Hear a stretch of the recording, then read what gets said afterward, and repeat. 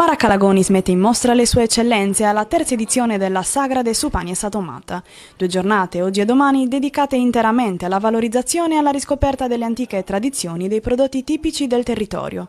Oltre al tipico pane di semola e al pomodoro marese, in evidenza anche i dolci, i vini ed i piatti della tradizione, grazie a degustazioni, mostre e numerosi espositori. Ci sono molti contadini che fanno la produzione dei pomodori, di tutti i prodotti tipici, e dunque abbiamo pensato di promuovere questa manifestazione dovuta a loro per valorizzare Mara Calagonis. Valorizzazione dei prodotti locali, ma anche vendita al dettaglio del pane e dei pomodori, che vantano da quest'anno una preziosa certificazione.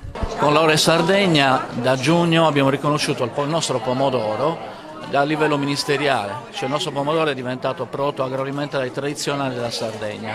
È un primo passo per portare in auge tutte le nostre produzioni.